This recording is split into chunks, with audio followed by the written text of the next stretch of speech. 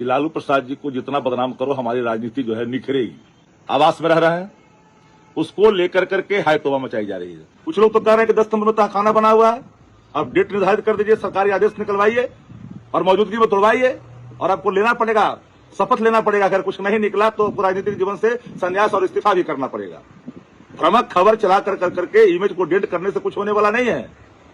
कुछ लोगों ने ठान लिया है, उसमें संस्थानें भी शामिल है, कि लालू प्रसाद जी को जितना बदनाम करो हमारी राजनीति जो है निखरेगी। बिहार के लोग भी समझते हैं इन बातों को। पूर्व मुख्यमंत्री हैं श्रीमती राबड़ी देवी जी, विभाजित बिहार के भी, एकीकृत बिहार के भी।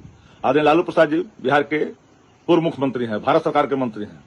मैडम श्रीमती राबड़ी देवी सदन के सदस्य हैं, इंटाइटिल हैं, आवास में रह रहे हैं, उसको लेकर करके हाय तौबा मचाई जा रही है। वह भी पूरे तौर पर एक खबरें बनाई जा रही है। मुझे हैरानी होती है, आदरणीय लालू प्रसाद जी, श्रीमती राबड़ी देवी जी किस भवन में जाएंगे, निजी में जाएंगे, सरकारी में जाएंगे, इसको लेकर के आपको चिंता क्यों हो रही है? उनका निजी फैसला होगा, कहां जाएंगे वो। अब जिस तरह से 10 नंबर के आगे जमकड़ा लगा करके आने जाने वाले लोगों का आप स्क्रीनिंग करते हो और सबको खबर का हिस्सा बनाते हो, यह ठीक नहीं है लोकतंत्र में। यह लोकतंत्र का स्तंभ नहीं माना जाता है इस तरह की प्रक्रिया को।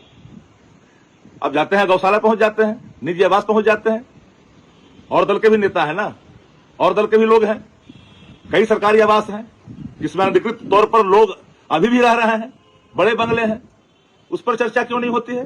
कुछ लोग तो कह रहे हैं कि 10 सितंबर में खाना बना हुआ है, अब डेट निर्धारित कर दीजिए, सरकारी आदेश निकलवाइए और मौजूदगी में तोड़वाइए और आपको लेना पड़ेगा, शपथ लेना पड़ेगा। अगर कुछ नहीं निकला तो राजनीतिक जीवन से संन्यास और इस्तीफा भी करना पड़ेगा। भ्रामक खबर चला कर करके इमेज को डेट करने से कुछ होने वाला नहीं है। जनादेश मिला है 202 का, आपको जैसे भी लाया जनादेश आपने, मसारी मैनेजमेंट से लाए, चाहे जिस खजाने खाली करके लाए आप सत्ता चलाइए ना।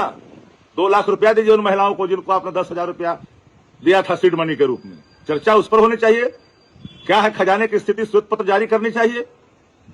बजट एलोकेशन कितना था, किन योजना मद में पैसा आया, वो पैसा कहां ट्रांसफर डायवर्सन हुआ, इस पर चर्चा होनी चाहिए। तो लगातार चर्चा करते हैं।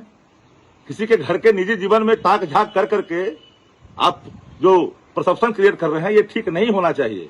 ऐसा नहीं होता है। अब प्लांट पर चर्चा, अब कोई खरीद करके नर्सरी से प्लांट लाए, दालचीनी का, बेदाम का, संतरा का, तो अब उसको लेकर के भी खबर।